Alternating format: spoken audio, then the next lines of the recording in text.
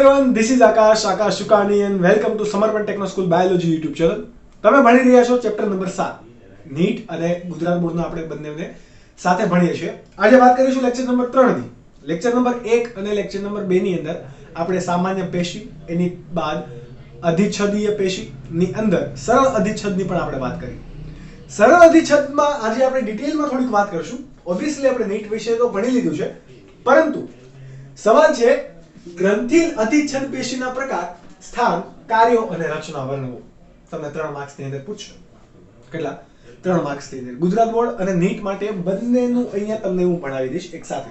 Okay, mostly આમાંથી બધું જ જે તમને ગુજરાત બોર્ડમાં આપેલ છે એ જ નીટ માટે છે. કોઈ એક્સ્ટ્રા માહિતી આમાં છે નહીં. સૌથી પહેલા વાત કરીએ કે ગ્રંથિલ અધિચ્છદ કહેવાય કોને. ચલો નામ એનું જુઓ તો અહીંયા શું લખેલું છે? ગ્રંથિ. શું? ગ્રંથિ. ગ્રંથિ કેવી હોઈ શકે? અંતઃસ્ત્રાવી ગ્રંથિ હોઈ શકે, અશ્રુ ગ્રંથિ હોઈ શકે, લાળ ગ્રંથિ હોઈ શકે, કર્ણમીણ ગ્રંથિ હોઈ શકે, કોઈ પણ શ્લેષ્મ ગ્રંથિ પણ હોઈ શકે. તો આ બધી ગ્રંથિ ક્યાં આવેલી હોય? અધિચ્છદીય પેશીમાં. તો એ પેશીને શું કહેવાય? ગ્રંથીય અધિચ્છદ. તો કઈ રીતે આપણે વ્યાખ્યા આપીશું? ઘણીવાર ઘનાકાર કે સ્તંભાકાર અધિચ્છદીય પેશીમાં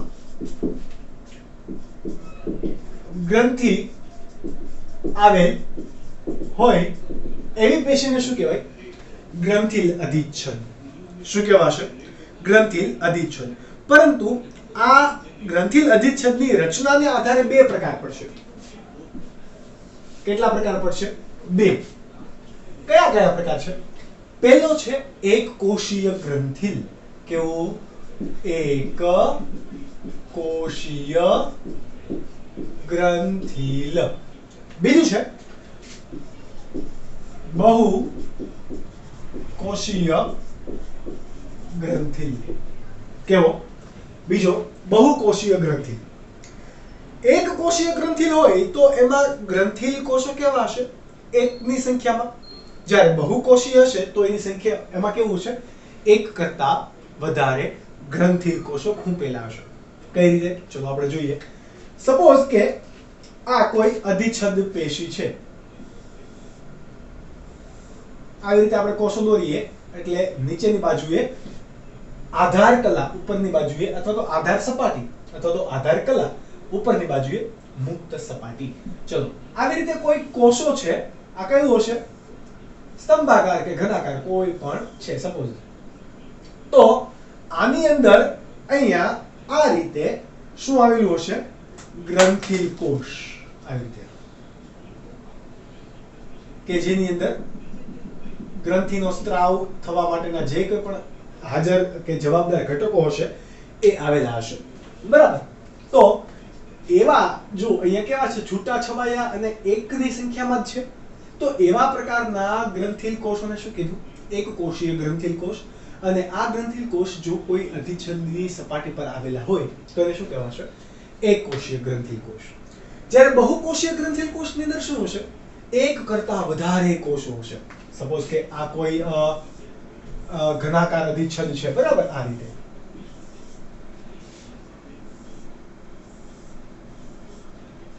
રીતે કોઈ ઘનાકાર અધિચ્છદ છે એની અંદર ગ્રંથિલ કોષો આ રીતે આવેલા હશે. ઝુમખામાં કે એક કરતા વધારેની સંખ્યામાં. આ રીતે સમજ પડી? આ એક કરતા વધારે છે એટલા માટે એને શું કીધું? બહુકોષીય ગ્રંથિલ કોષ. કેવો? બહુકોષીય ગ્રંથિલ કોષ. ચલો આ પ્રકારના એક કોષીય ગ્રંથિલ કોષ ક્યાં જોવા મળશે? અન્નમાર્ગની અંદર. ક્યાં જોવા મળે? અન્નમાર્ગની અંદર. અન્નમાર્ગની અંદર તમારે સ્પેસિફિકલી જોવું હોય તો ગોબલેટના કોષો હશે. કે હું અહીંયા આનું સ્થાન એવું વર્ણવી દઉં. સ્થાન અન્ન માર્ગમાં ગોબલેટના કોષો હોય એ કેવા પ્રકારના છે? એક કોષી. સોરી, આપણે સ્થાન નહીં કહેતા, અહીંયા શું કહીશું? ઉદાહરણ તરીકે આ ક્યાં જોવા મળે? એ. ઓકે, અન્નમાર્ગમાં ગોબલેટના કોષો હોય એ. હવે આ ગોબલેટના કોષોનું કાર્ય શું છે? તો કે શ્લેષ્મનો સ્ત્રાવ કરશે. એ તમે ચેપ્ટર નંબર 16 ભણશો મનુષ્યમાં પાચન, ત્યારે તમે આ ગોબલેટના કોષો વિશે તમે ડિટેલમાં ભણશો. પરંતુ આપણે અત્યારે એનું યાદ રાખવાનું છે કાર્ય અને એનો પ્રકાર. એક કોષીય ગ્રંથિ છે અને એનું કાર્ય શું છે? શ્લેષ્મનો સ્ત્રાવ કરવાનો. જ્યારે બહુકોષીય ગ્રંથિ કોષો હશે તો એક અહીંયા આપણે ઉદાહરણ તરીકે લઈએ લાળ ગ્રંથિ. લાળ ગ્રંથિ હોય તો લાળ ગ્રંથિની અંદર આવી રીતે કેમ દ્રાક્ષનું ઝુમખું હોય, આવી રીતે ઘણા બધા ગ્રંથિ કોષો એક સાથે હશે તો આને શું કીધું? બહુકોષીય ગ્રંથિ. આ ક્યાં પેલું હોય? આ લાળ ગ્રંથિ ક્યાં આવેલી હશે? અધિચ્છદ પેશીની અંદર. એટલા માટે એને શું કીધું? બહુકોષીય ગ્રંથિ. આ ગ્રંથિલ કોષોનું કાર્ય શું હશે? સ્ત્રાવ કરવું. શું કરવું? સ્ત્રાવ કરવું. પરંતુ સ્ત્રાવ ક્યાં કરે છે એના આધારે બે પ્રકાર પડશે. કેટલા? બે પ્રકાર. સ્ત્રાવ આ ગ્રંથિલ કોષો નો સ્ત્રાવ ક્યાં થાય છે એના આધારે એના બે પ્રકાર પડશે. કયા કયા? તો અહીંયા આપણે લખીએ. પેલો આપણે એને એ નામ દર્શાવીએ, બહિર્સ્ત્રાવી ગ્રંથિ. અને બીજો હશે કેવો હોય? અંતઃસ્ત્રાવી ગ્રંથિ. જે કોઈ પણ ગ્રંથિલ કોષોમાંથી થતો સ્ત્રાવ કોઈ ઘટકમાં થાય છે, એટલે કે નલિકામાં થાય છે, બરાબર? જેમ કે લાળ ગ્રંથિને આપણે લઈ લઈએ. લાળ ગ્રંથિ, ઓકે, તો લાળ ગ્રંથિ જો નલિકા મારફતે આગળ વધશે, એટલે કે લાળ ગ્રંથિમાંથી જે નિર્માણ પામે છે લાળ રસ, એની અંદર અમાઇલેઝ, સ્ટાઇલિન, ઘણા બધા ઘટકો અને ઉત્સેચકો આવેલા હશે કે જે ભેગા મળીને લાળ રસ બનાવશે, કે જેનું કાર્ય મુખ ગુહામાં સ્ટાર્ચનું પાચન કરવાનું હોય. આ પણ આપણે ભણીશું ચેપ્ટર નંબર 16 ની અંદર. ઓકે, પણ એ પહેલા આપણે યાદ રાખીએ કે બહિર્સ્ત્રાવી ગ્રંથિ કોને કહેવાય? જે કોઈ પણ ગ્રંથિનો સ્ત્રાવ સીધો કોઈ નલિકા મારફતે, માનો કે લાળ ગ્રંથિ નલિકા મારફતે, એનું કાર્ય ક્યાં છે? મુખ ગુહામાં છે, તો મુખ ગુહામાં સ્ત્રાવ થાય છે, બરાબર? એટલે તો એને શું કહેવાશે? બહિર્સ્ત્રાવી ગ્રંથિ. એવી રીતે પ્રસ્વેદ ગ્રંથિ. પ્રસ્વેદ ગ્રંથિ બોલે તો શ્લેષ્મ ગ્રંથિ હશે, પ્રસ્વેદ ગ્રંથિ, સ્નિગ્ધ ગ્રંથિ, અશ્રુ ગ્રંથિ, બરાબર? આંસુ આવે એ અશ્રુ ગ્રંથિ. આ વિવિધ પ્રકારની ગ્રંથિઓ પણ કેવા પ્રકારની છે? બહિર્સ્ત્રાવી ગ્રંથિ. આપણે એનું એક લિસ્ટ બનાવી દઈએ. શું બનાવી દઈએ? લિસ્ટ. પહેલા તો આપણે એ સમજીએ કે બહિર્સ્ત્રાવી ગ્રંથિ કહેવાય કોને. એ તમને હું એ લખી દઉં કે કોઈ ગ્રંથિ માંથી થતો સ્ત્રાવ નલિકા મારફતે કાર્યસ્થાન સુધી પહોંચે તો એવા પ્રકારના સ્ત્રાવને શું કહેવાય? બહિર્સ્ત્રાવ. એ સ્ત્રાવ કરતી ગ્રંથિને શું કહેવાશે? બહિર્સ્ત્રાવી ગ્રંથિ. કયા કયા પ્રકારની છે એ પણ આપણે અહીંયા જોઈએ. લિસ્ટ બનાવી દઈએ. લાળ ગ્રંથિ કે જે લાલ રસનો સ્ત્રાવ કરશે. પ્રસ્વેદ ગ્રંથિ કે જે પરસેવાનો સ્ત્રાવ કરશે. અશ્રુ ગ્રંથિ કે જે આંસુનો સ્ત્રાવ કરશે, બરાબર? શ્લેષ્મ ગ્રંથિ તો એ શ્લેષ્મનો સ્ત્રાવ કરશે. ત્યારબાદ સ્નિગ્ધ ગ્રંથિ કે જે મીણનો સ્ત્રાવ કરશે. કર્ણમીણ, આપણે જેને કાનનો મેલ કહીએ છીએ, પરંતુ એને શું કહેવાશે? કર્ણમીણ. શું કહેવાય? કર્ણમીણ. તો એ શું કાર્ય કરે? મીણ ગ્રંથિ છે કે આપણે એને સ્નિગ્ધ ગ્રંથિ પણ કહી શકીએ અથવા તો મીણ ગ્રંથિ પણ કહેવાય. એનું કામ શું છે? મીણનો સ્ત્રાવ કરો. પછી આપણી સ્કિન ઘણીવાર ઓઇલી રહેતી હોય. શા માટે? તો કે સ્કિન પર શું આવેલું હોય? તેલ ગ્રંથિ કે જે ત્વચાને લચકતા આપશે, મોઇશ્ચર આપશે, બરાબર? સૂકી અને બરડ નહીં બનવાની. તો તેલ ગ્રંથિ. આ બધી જ ગ્રંથિઓ કેવી છે? બહિર્સ્ત્રાવી ગ્રંથિ. જ્યારે અંતઃસ્ત્રાવી ગ્રંથિ કોને કહેવાશે?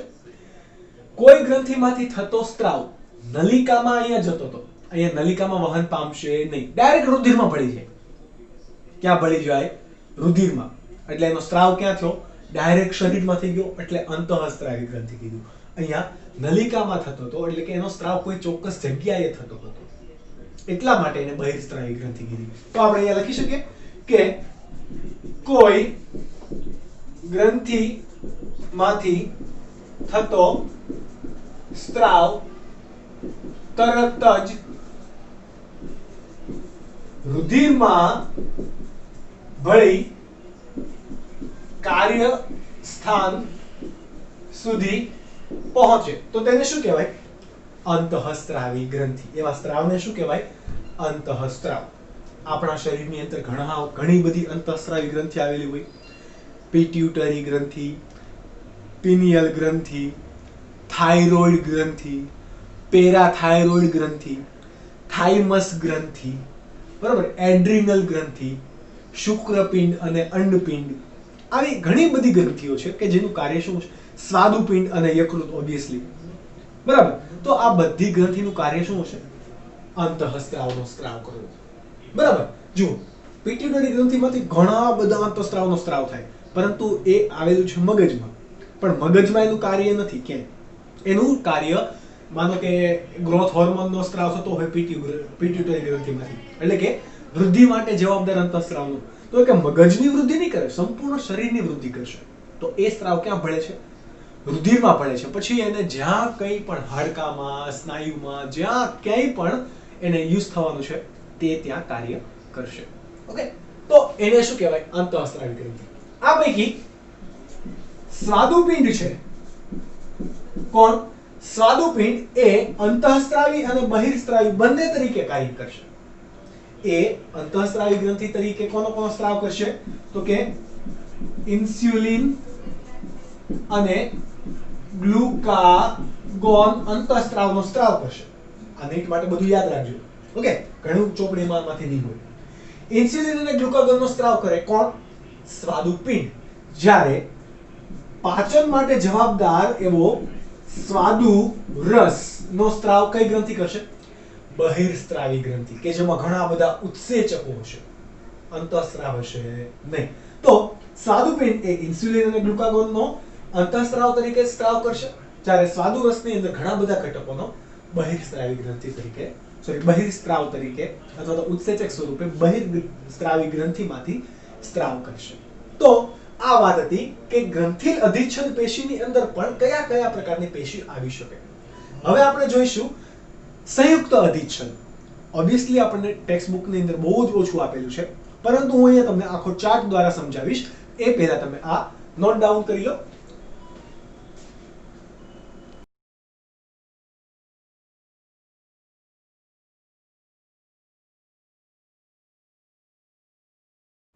ત્યારબાદનો ટોપિક છે સંયુક્ત અધિચ્છદ પેશીના પ્રકાર, સ્થાન, કાર્યો અને રચના વર્ણવો.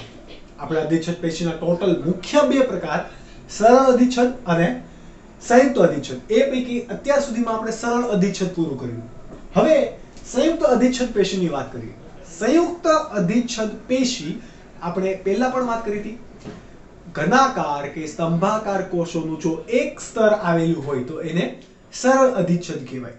પરંતુ સંયુક્ત અધિચ્છદ એટલે ઘનાકાર કે સ્તંભાકાર કોષો એક કરતા વધારે સ્તરમાં ગોઠવાયેલા બહુસ્તરીય ગોઠવણી ધરાવે તો એને શું કહેવાય? સંયુક્ત અધિચ્છદ. તો આપણે સૌથી પહેલા શું લખીશું? ગુજરાત બોર્ડ માટે પહેલા ભણીએ તો કે વ્યાખ્યા કઈ રીતે લખાશે? તો કે ઘનાકાર કે સ્તંભાકાર કોષો બહુસ્તરીય રીતે ગોઠવાય તો એવી પેશીને સામાન્ય રીતે શું કહેવાય? સંયુક્ત અધિચ્છદ. જરૂરી નથી કે ઘનાકાર અને સ્તંભાકાર, ઘણી વખત લાદીસમ પણ હોય, પરંતુ એ ફક્ત મુક્ત સપાટી જ હશે. ઓકે, આપણે અહીંયા એક્ઝામ્પલ તરીકે જોઈએ. કોઈ પણ આ કોષો હશે ઘનાકાર, સપોઝ કે આ પેલા સ્તંભાકાર હું દોરું, બરાબર. તો જે સૌથી નીચે અહીંયા આધાર કલા સાથે જોડાયેલું હોય, અહીંયા સંયોજક પેશી આવેલી હશે નીચે, સૌથી નીચેનું સ્તર છે એ સ્તરને શું કહેવાશે? અંકુરણીય સ્તર અથવા તો એને કહેવાય બીજું માલપીધિયન સ્તર. આની રચનાની વાત કરીએ છીએ. ત્યારબાદ એની ઉપર આવેલા હોય પેશીના કોષો, બરાબર, તો એને શું કહેવાશે? મધ્ય સ્તર. શું કહેવાય? આ વચ્ચે આવેલો ભાગ હોય એને શું કહેવાશે? મધ્ય સ્તર. અને સૌથી બહારની બાજુએ જે કોઈ પણ ભાગ આવેલો હશે, સૌથી ઉપરની સપાટી, તો ફક્ત એ પહેલા ઉપરના સ્તરને શું કહેવાશે? મુક્ત સપાટી અથવા તો મુક્ત સ્તર અથવા તો બાહ્ય સ્તર. આવા આપણે ત્રણ નામ આપી શકાય. સૌથી નીચેનું તો અંકુરણીય સ્તર, સૌથી ઉપરનું મુક્ત સ્તર, વચ્ચેનું મધ્ય સ્તર. ઓકે, તો અને આ નીચે હોય એને શું કહેવાય? આધાર કલા. આ રીતે કોઈ કોષોની ગોઠવણી થયેલી છે તો એવી પેશીને શું કહેવાશે? સંયુક્ત અધિચ્છદ પેશી. શું કહેવાશે? સંયુક્ત અધિચ્છદ પેશી. હવે વાત કરીએ કે આ આવેલી ક્યાં હોય, એનું કાર્ય શું હોય એ. ઓકે, તો શું અહીંયા લખીશું? વ્યાખ્યા બાદ સ્થાન. બરાબર. વધારે જાડી અથવા તો જાડું સ્તર ક્યાં જોઈએ? તમે વિચારો. સતત ઘસારો પામતો હોય એવા ભાગમાં જોઈએ જાડું સ્તર. કેવા ભાગે? જ્યાં ઘસારો વધારે હોય ત્યાં જાડું સ્તર. આપણે અધિચ્છદ તો બધી બહારનું આવરણ રચતું જ હશે, પરંતુ અહીંયા એક સ્તરીય અધિચ્છદ ચાલે ત્વચામાં? વિચાર કરો, ચાલે? તો કે ના ચાલે. કેમ? તો કે એ ભાઈ ત્વચા છે અને એ સમગ્ર શરીરની સપાટીનું રક્ષણ કરવાનું છે, તો એનું સ્તર કેવું હશે? જાડું. ઓકે, તો એક કરતા વધારે સ્તરમાં ગોઠવાયેલા અધિચ્છદીય પેશીના કોષો હશે. તો આપણે એનું સ્થાન લખીએ. ક્યાં આવેલું હોય? ત્વચામાં આવેલા કોષો કેવા હશે? સંયુક્ત અધિચ્છદ પેશીના કોષો. ત્યારબાદ ત્વચા છે, ત્યારબાદ આંખના પોપચાની અંતઃ સપાટી, ત્યારબાદ મુખ ગુહાની સપાટી,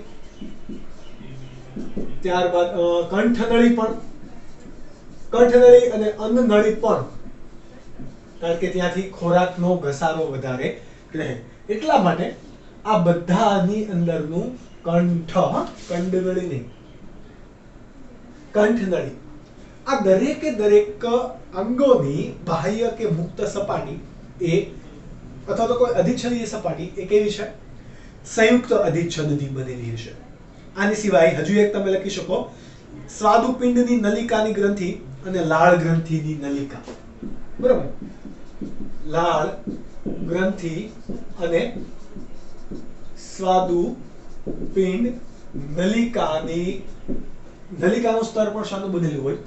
સંયુક્ત અધિચ્છદનું. શાનું બનેલું હશે? સંયુક્ત અધિચ્છદનું. હવે આપણે આનું કાર્ય પણ જોવાનું કે સંયુક્ત અધિચ્છદનું કાર્ય મુખ્યત્વે શું હોય. તો આપણે ઘનાકાર અને સ્તંભાકારમાં જોયું હતું કે એનું ઘનાકાર અધિચ્છદ, સરળ અધિચ્છદ વાળું, બરાબર. ઘનાકાર અધિચ્છદ અને સ્તંભાકાર અધિચ્છદનું મુખ્ય કાર્ય શું હતું? શોષણ અને સ્ત્રાવ. તો તમને એવું થશે કે સર અહીંયા પણ સ્તંભાકાર અને ઘનાકાર અધિચ્છદ છે, તો આનું પણ ઓબ્વિયસલી શોષણ અને સ્ત્રાવનું જ કાર્ય હોવું જોઈએ? નહીં. મુખ્ય કાર્ય શોષણ અને સ્ત્રાવનું નથી. એ હા પેરેલલી કરે છે, એટલે કે ક્યારેક ક્યારેક, એટલે ઓછા પ્રમાણમાં એનું કાર્ય શોષણ અને સ્ત્રાવનું છે, પરંતુ મુખ્ય કાર્ય શું છે? યાંત્રિક તણાવ સામે રક્ષણ પૂરું પાડવું. યાંત્રિક તણાવ એટલે કે આ અહીંયાથી તમે કોઈ ખેંચે ચામડી, બરાબર, તો તૂટવી જોઈએ નહીં, બરાબર. અથવા તો હું બહારથી કોઈ તમને ટાંચણી મારે, આમ આવી રીતે અત્યારે હું નખ ખૂતાડું છું, તો નખ ત્યાંથી ત્વચા મારી તૂટી જવી જોઈએ નહીં. એટલે કે યાંત્રિક તણાવ સામે રક્ષણ પૂરું પાડે છે અને કોઈ પણ સ્તંભાકાર કે ઘનાકાર કોષો છે એનું મર્યાદિત કાર્ય છે કયું? તો કે શોષણ અને સ્ત્રાવ. એટલે કે પહેલું યાંત્રિક તણાવ સામે રક્ષણ, આ કેવું કાર્ય છે? મુખ્ય કાર્ય. અને મર્યાદિત કાર્ય કયું છે? તો કે શોષણ અને સ્ત્રાવ. કેવું? શોષણ અને સ્ત્રાવમાં કેવું હશે? મુક્ત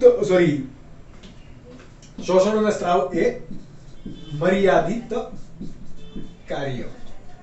હવે તમને બુકમાં આપેલું હોય કે યાંત્રિક તણાવને બદલે તમને આપેલું હોય કયું? રાસાયણિક તણાવ. તો રસાયણો સામે રક્ષણ આપે છે આપણી ત્વચા? તો કે યસ આપે છે. હા, તો એ કેવું કહેવાશે? રાસાયણિક તણાવ સામે પણ રક્ષણ આપવાનું એનું કેવું કાર્ય છે? મુખ્ય કાર્ય છે. આ તમને આપેલું છે ટેક્સ્ટ બુક ની અંદર. એટલે આ ગુજરાત બોર્ડ માટે છે. તમે હવે એ આપણો વિડિયો પોઝ કરીને તમે નોટ ડાઉન કરી શકો છો. બીકોઝ હવે આપણે ભણીશું એના પ્રકાર. એના મુખ્ય બે પ્રકારો છે. કેટલા પ્રકાર? બે. સ્ત્રુત અને પરાવર્તિત સંયુક્ત અધિચ્છદ. કયા? સ્ત્રુત અને પરાવર્તિત, અથવા તો પરિવર્તિત પણ કહેવાય. સ્ત્રુત અને પરિવર્તિત અધિચ્છદ. તો આપણે હવે એના પ્રકારો નીટ માટે ભણીશું. હવે જે કે પણ આપણે અહીંયા લખીશું એ નીટ માટે હશે. ઓકે, ચલો પ્રકારની વાત કરીએ.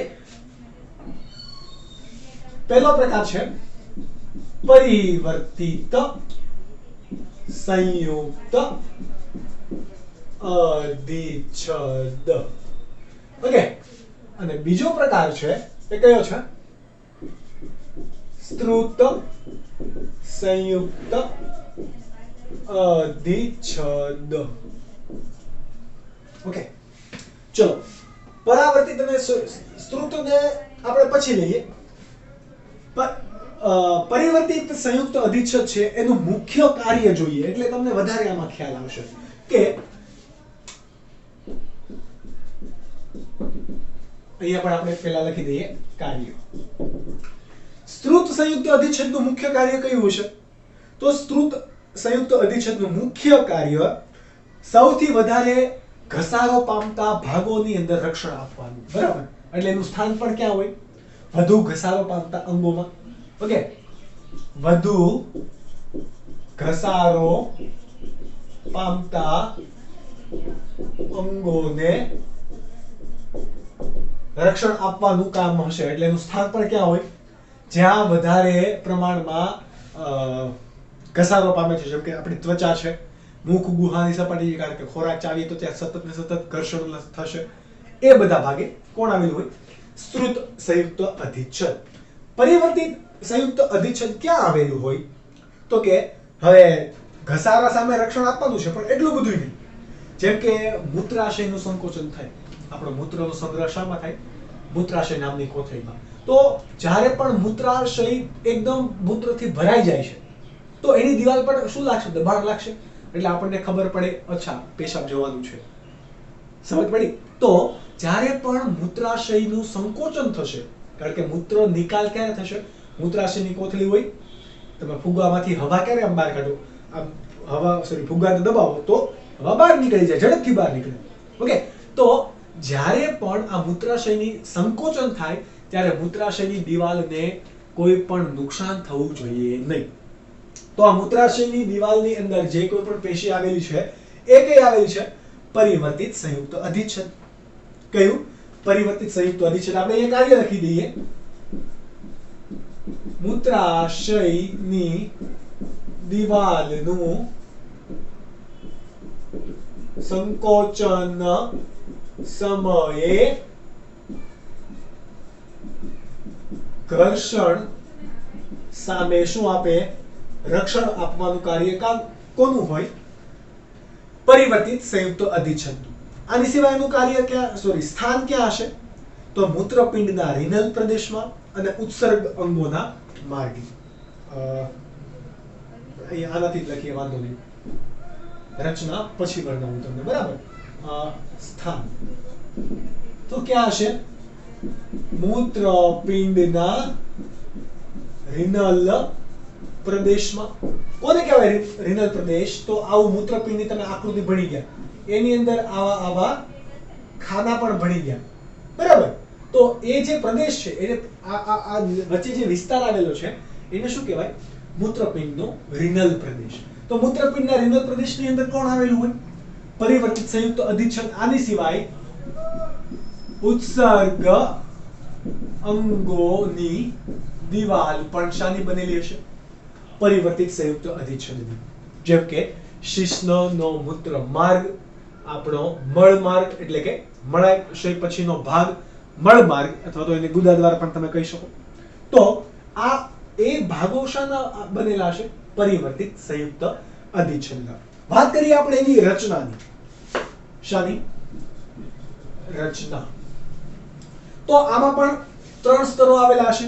ચલો કયા કયા 3 સ્તરો હું તમને અહીંયા વર્ણવું. આ જે આધાર કલા હશે, આ કઈ છે? આધાર કલા. આ આધાર કલા એ હંમેશા પરિવર્તિત સંયુક્ત અધિચ્છદની આધાર કલા કઈ પેશીની ઉપર હશે? અહીંયા નીચે સંયોજક પેશી હશે, એટલે કે કાં તો રુધિર હશે, અસ્થિ હોઈ શકે અથવા કાસ્થિ હોઈ શકે. મોટા ભાગે કઈ હશે? કોણ હોય? રુધિર હોય. બરાબર. અહીંયા નીચે રુધિર વાહિનીઓ વગેરે વગેરે હશે. ત્યારબાદ એની ઉપરનું સ્તર, આધાર કલાનું સૌથી નીચેનું સ્તર એ કયું સ્તર કહેવાય? અંકુરણીય સ્તર. કયું? અંકુરણીય સ્તર. એ ઘનાકાર અથવા સ્તંભાકાર કોષોનું હોઈ શકે.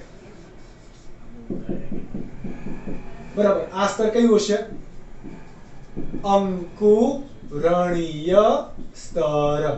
કયા કોષોનું હોય? તો ઘનાકાર અથવા સ્તંભાકાર કોષોનું હોય. બરાબર. ત્યારબાદ જે વચ્ચેના મધ્ય સ્તર છે એ નાસપતિ જેવા આકારના કોષો હશે. કેવા? નાસપતિ જેવા આકારના કોષો. જોજો શા માટે આપણે એને પરાવર્તિત કહીએ છીએ. એ આ છે શું છે? મધ્ય સ્તર. સામાન્ય રીતે પરાવર્તિત અધિચ્છદ કેટલા સ્તરોમાં વિભાજિત હશે? 4 થી 6 સ્તરની અંદર હશે. કેટલા? 4 થી 6 સ્તરની અંદર આવેલું હોય. આ વચ્ચેનું જે સ્તર છે એને આપણે શું કહીશું? મધ્ય સ્તર. શાનું બનેલું છે? તો કે નાસપતિ આકારના અધિચ્છદીય કોષોનું બનેલું છે. શાનું? નાસપતિ આકારના અધિચ્છદીય કોષો. અને સૌથી ઉપરનું જે મુક્ત સ્તર હોય એ કેવા કોષોનું બનેલું છે? તો કે આમ છત્રી જેવું હશે, એટલે એને કહેવાય છત્રક પ્રકારના કોષોનું બનેલું હશે. કેવા પ્રકારના? છત્રક. આ બધા જ કોષોને શું હશે? કોષ કેન્દ્ર તમારે ક્યાંય દોરવાનું ભૂલવાનું નહીં. જો કે આ તમારે દોરવાનું નથી, નીટ માટે જે તમારે મહત્વનું છે. તો આ જે ઉપરનું જે સ્તર છે એને શું કહેવાય? મુક્ત સ્તર. કે જે શાનું બનેલું હશે? મુક્ત સ્તર છત્રક પ્રકારના કોષોનું બનેલું હોય. આવા પ્રકારની શું હશે? સંયુક્ત પરિવર્તિત અધિચ્છદીય પેશીની રચના. ઓકે, તો આ વાત થઈ ગઈ પરિવર્તિત સંયુક્ત અધિચ્છદની.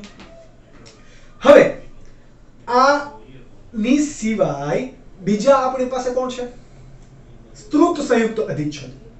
કયા? સ્ત્રુત સંયુક્ત અધિચ્છદ. એનું આપણે કાર્ય જોઈ લીધું, એનું સ્થાન અને એના પ્રકાર વિવિધ પ્રકારે થશે. એટલા માટે આ તમે નોટ ડાઉન કરી લેજો, બીકોઝ હમણાં ક્યારેક સાફ થઈ જશે તમને નહીં ખબર રહી. ચલો સંયુક્ત અધિચ્છદની આપણે વાત કરીએ તો સંયુક્ત અધિચ્છદની અંદર રચના કેવી હશે?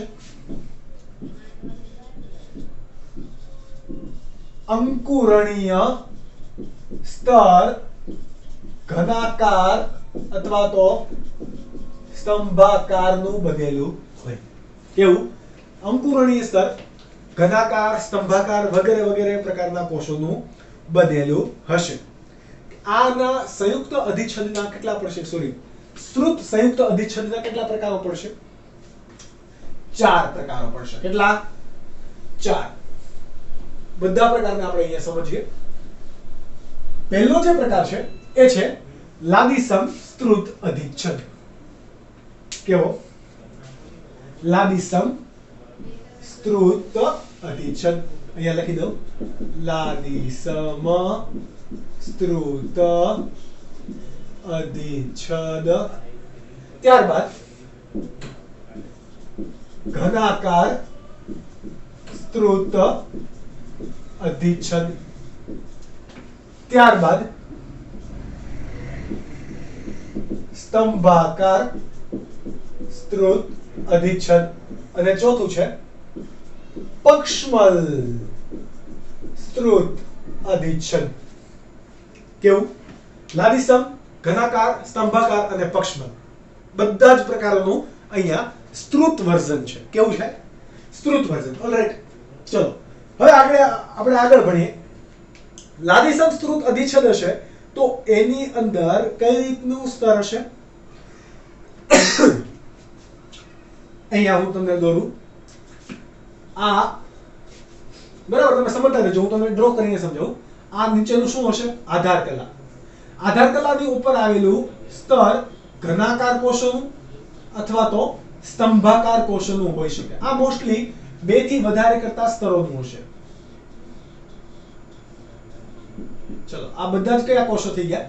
ઘનાકાર કે સ્તંભાકાર કોષોનું હોઈ શકે. અત્યારે મેં ઘનાકાર દોરેલા છે, સ્તંભાકાર પણ હોઈ શકે. સ્તંભાકાર હશે તો આવી રીતે લાંબા કોષો હશે. બરાબર, તમે સમજી ગયા. હવે એની ઉપરના જે કોષો છે એટલે કે જે મુક્ત સપાટીના કોષો હશે એ કેવા હશે? એકદમ ચપટા, જો લાદી જેવા. કેવા? ધીરે ધીરે જેમ આગળ વધતા જાય એમ કોષોનો પ્રકાર કેવો થતો જાય છે? ચપટા પ્રકારના કોષો જોવા મળે છે. તો એવા પ્રકારના સ્ત્રુત અધિચ્છદને શું કહેવાશે? લાદીસમ સ્ત્રુત અધિચ્છદ. એટલે કે અંકુરણીય સ્તર જે છે એ ઘનાકાર અથવા તો સ્તંભાકારનું હોઈ શકે. પરંતુ જેમ ઉપર જતા જઈએ એમ કેવા કોષો આવશે? ચપટા લાદીસમ કોષો આવે. અને મુક્ત સપાટી કેવી હશે? મુક્ત સપાટી શાની બનેલી હોય? લાદીસમ અધિચ્છદની. શાની?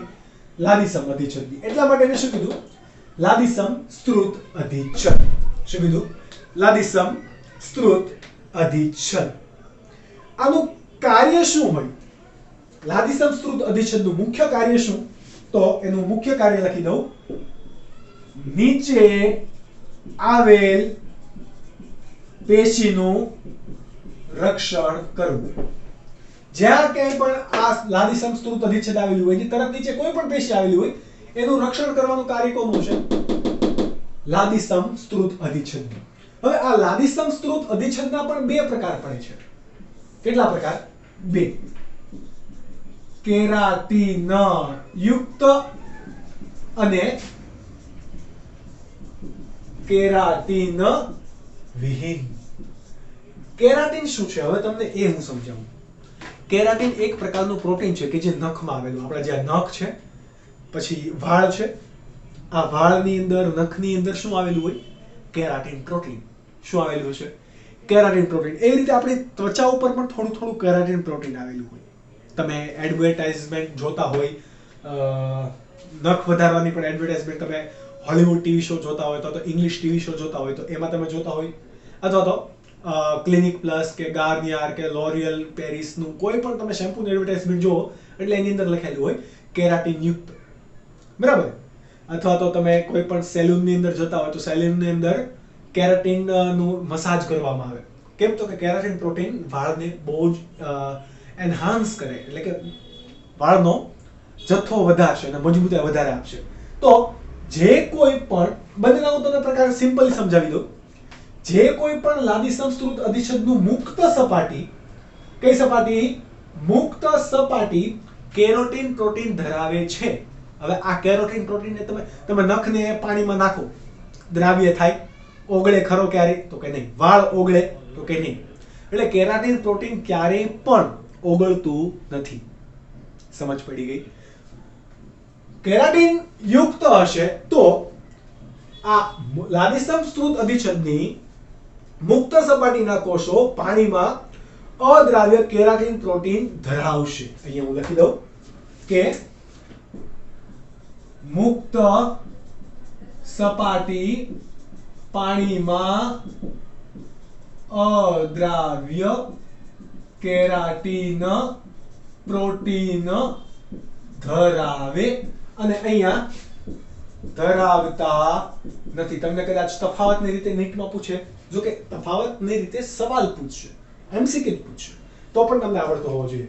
તો કેરાટીન પ્રોટીન અહીંયા હોતું નથી. એટલે અહીંયા કેવું છે? તદ્દન અપોઝિટ. કેવું છે? અપોઝિટ. બંનેનું ઇક્વલ છે નહીં. ચલો હવે આ જોવા ક્યાં મળે એ પણ તમારે જોવું પડે. તો કે કોઈ પણ પૃષ્ઠવંશી પ્રાણીઓના અધિચર્મમાં કયું જોવા મળશે?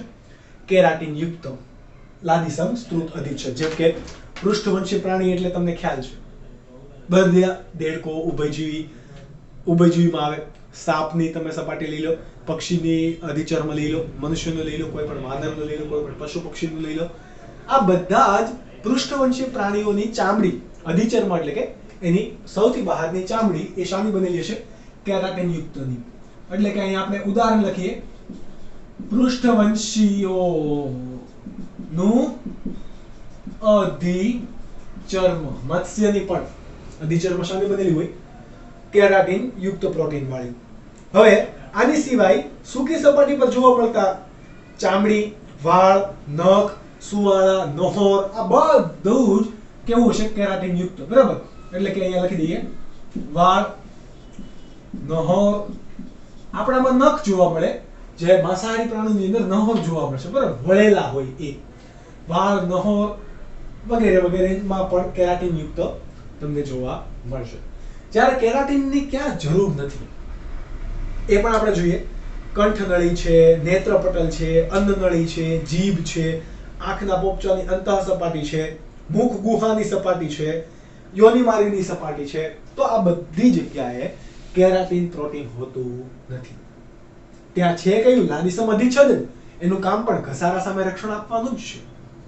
આ મોઢાની અંદર ગલોફાની અંદરની બધી જે ચામડી હોય એ ચામડીની અંદર લાદીસમ સ્ત્રુત અધિચ્છદ છે, પરંતુ એ કેરાટીન વિહીન છે.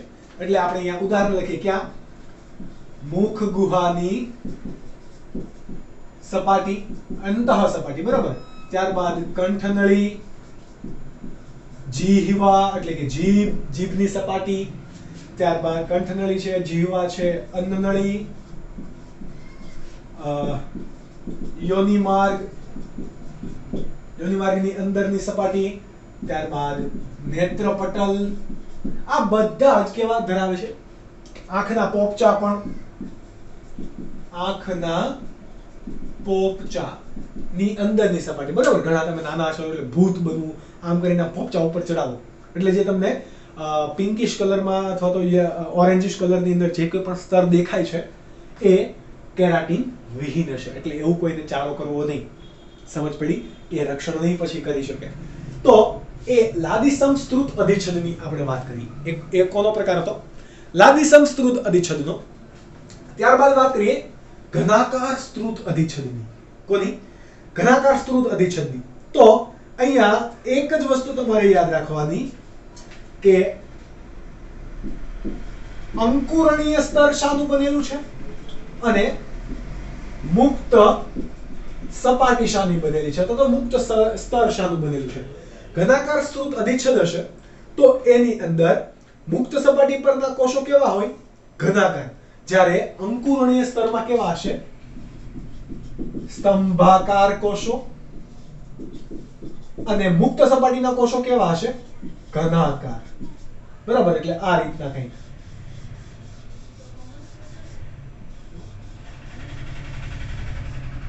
પછી ધીરે ધીરે ઉપર કેવા હશે? ઘનાકાર કોષો. તમે સમજી ગયા, રાઈટ? અને સૌથી નીચે શું હોય? આધાર કલા. તો આ પ્રકારની જે કોઈ પણ પેશી છે એને શું કહેવાય? ઘનાકાર સ્ત્રુત અધિચ્છદ. આનું પણ કાર્ય શું હશે? ઘસારા સામે રક્ષણ આપવું અને પાણીનો વ્યય અટકાવશે. ઘસારા સામે રક્ષણ આપે અને પાણીનો વ્યય અટકાવે એવા ભાગે કોણ આવેલું હશે? ઘનાકાર સ્ત્રુત અધિચ્છદ. ક્યાં?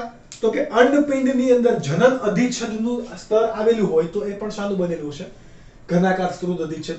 શુક્રપિંડની અંદર પણ જનન અધિચ્છદ આવે તો એ કેવું શાનું બનેલું હશે? સ્ત્રુત અધિચ્છદ. એટલે માટે આપણે અહીંયા લખી દઈએ કે ક્યાં આવેલું હોય? જનન અધિચ્છદ. શુક્રપિંડની અંદરનું સ્તર અને અંડપિંડની અંદરનું સ્તર એ શાનું બનેલું હોય?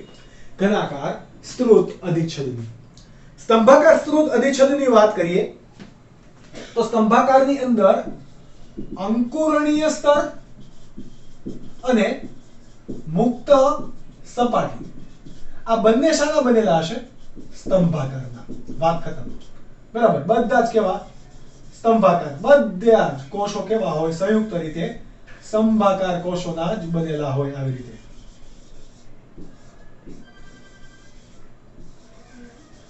તો આ પ્રકારની પેશી એટલે કે સ્તંભાકાર સ્ત્રોત અધિચ્છદ ક્યાં આવેલી હશે? તો ઉપજીહવા, સ્તન ગ્રંથિ અને લાળ ગ્રંથિ, પ્રસ્વેદ ગ્રંથિ, માછલીની અંદર બાહ્ય ત્વચા પણ સ્તંભાકાર સ્ત્રોત અધિચ્છદની હશે. કોની અંદર? માછલીની અંદર. સ્તન ગ્રંથિ, ઉપજીહવા, મૂત્ર માર્ગના ભાગે આપણે એ લખતા જઈએ સોરી સ્તન ગ્રંથિ, ઉપજીહવા, ત્યારબાદ પ્રસ્વેદ ગ્રંથિ, બરાબર. મૂત્ર માર્ગમાં પણ કોણ આવેલું હોય? સ્તંભાકાર સ્ત્રોત અધિચ્છદ. આની સિવાય હજુ લાળ ગ્રંથિમાં બે આવશે. લાળ ગ્રંથિ, માછલીની અંદર બાહ્ય ત્વચા એ તમે અહીંયા લખી નાખજો. બરાબર, બુકની અંદર તમે લખતા રહેજો કે મત્સ્યની અંદર બાહ્ય ત્વચા એ પણ શાની હોય? સ્તંભાકાર સ્ત્રોત અધિચ્છદની. પક્ષમલ સ્ત્રોત અધિચ્છદની અંદર સૌથી બહારને કોઈ પણ સ્તર હોય. બરાબર, પક્ષમલ સ્ત્રોત અધિચ્છદની અંદર બહારનું સ્તર સ્તંભાકાર હોય કે ઘનાકાર હોય, જો એની સપાટી પર એ પક્ષમો ધરાવે એટલે કે મુક્ત સપાટીના કોષો પક્ષમો ધરાવતા હોય તો એવા પ્રકારને શું કહેવાશે? પક્ષમલ સ્ત્રોત સંયુક્ત અધિચ્છદ. એવું પક્ષમલ સ્ત્રોત સંયુક્ત અધિચ્છદ પેશી કહેવાશે. ક્યાં આવેલી હોય આવી પેશીઓ? તો કે સ્વર પેટી, તાળવાનો ઉપરનો ભાગ, ઉત્સર્ગ અંગોનો ભાગ, રીનલ પ્રદેશ વગેરે વગેરે. અહીંયા લખતા જો સ્વર પેટી, તાળવાની ઉપરનો ભાગ, રીનલ પ્રદેશ. મેં રીનલ પ્રદેશ અહીંયા તમને હમણાં ડ્રો કરીને સમજાવેલું. રીનલ પ્રદેશની અંદર પણ પક્ષમો આવેલા હોય કે જે મૂત્રગાળાની પ્રક્રિયામાં ભાગ ભજવશે. ઓકે, મૂત્રપિંડની અંદર રીનલ પ્રદેશ આવેલો હોય એટલે મૂત્રગાળાની પ્રક્રિયામાં ભાગ ભજવશે. તો આ બધા ભાગે શું આવેલું હશે? પક્ષમલ સ્ત્રોત અધિચ્છદ. આની સિવાય પણ ઘણા બધા તમે એમસીક્યુઝ જો સોલ્વ કરશો તો એમાં ઘણા એમસીક્યુ બહારના હશે કે જે મેં અહીંયા ભણાવ્યા નથી અથવા તો અહીંયા મેં એક્ઝામ્પલમાં નથી મૂક્યા. તો ત્યાં પણ જો સાચો આન્સર આવેલો છે તો એને પણ તમારી નોટ્સની અંદર એડ કરતું રહેવાનું, જેનાથી તમારું મટીરિયલ સારું બનશે અને તમે એક વખત એમસીક્યુ સોલ્વ કરશો અને જ્યારે પણ પછી તમે લખેલી બુક્સ વાંચશો તો તમને યાદ રાખવામાં બહુ જ સરળતા રહેશે. ઓકે, તો આજનું હતું આટલું જ સંયુક્ત અધિચ્છદ પેશી સુધી. હવે આપણે નેક્સ્ટ લેક્ચર એટલે કે લેક્ચર નંબર 4 ની અંદર ભણીશું ડિટેલની અંદર નીટ અને ગુજરાત બોર્ડ માટે કોષીય જોડાણ અને તેના પ્રકાર. ત્યાં સુધી તમે એમસીક્યુ સોલ્વ કરતા રહો, વાંચતા રહો, નોટ્સ બનાવતા રહો, મહેનત કરતા રહો, હારતા નહીં. મળીશું લેક્ચર નંબર 4 ની અંદર. ત્યાં સુધી bye bye and take care.